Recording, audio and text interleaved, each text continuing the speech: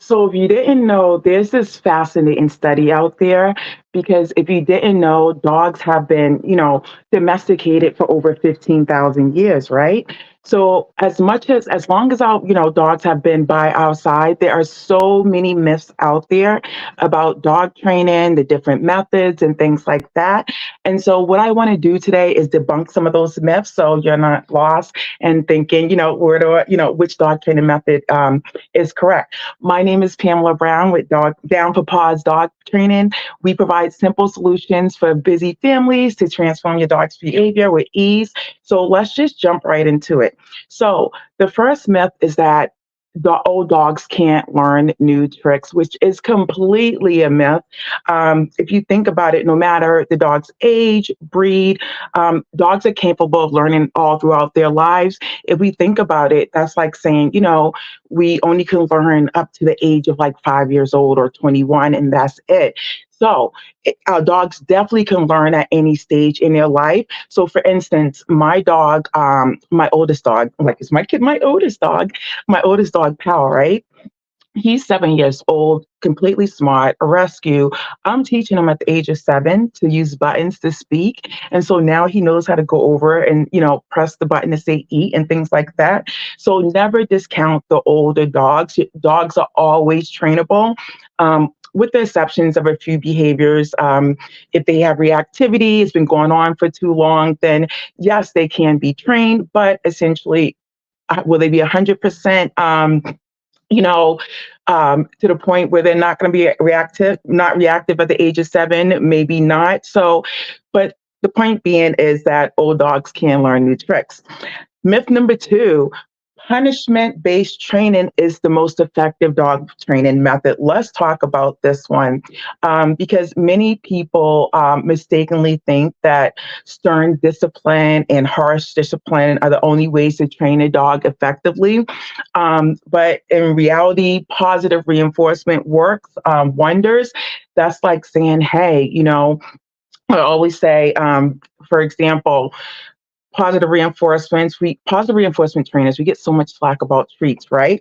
That's like saying, hey, I want you to go to work for 40 hours this week, but I'm never going to pay you, right? That's the same thing with saying, oh, don't use treats to reward your dog.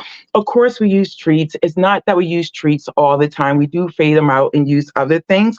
But when it comes down to punishment, if you think about it, if you were punished every single time you did something, it doesn't teach the dog to do anything. They learn to be fearful of you. Positive reinforcement, praise always gets your dog to do what they want and repeat those behaviors belongs they're happy with doing so. The same way, if you work, you want to be praised and rewarded by your boss, whether it's through getting paid at the end of the week or them saying good job. So you just want to make sure that you're using positive reinforcement because punishment really does nothing for your dog or teaches them anything.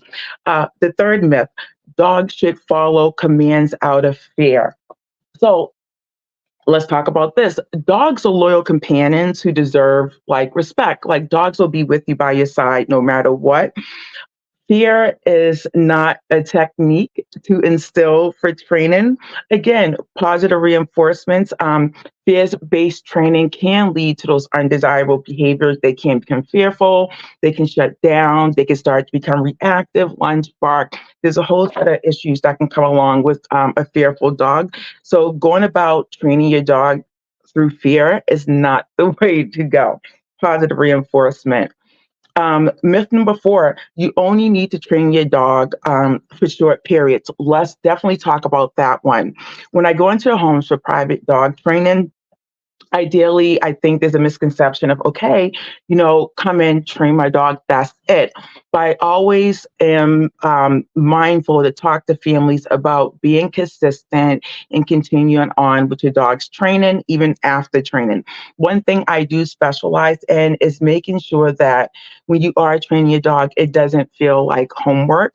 It actually feels like it's just a natural part of your life, whether you're working on 6 days going out the door before you're taking your dog for a walk or having your dog sit and stay while you're cooking.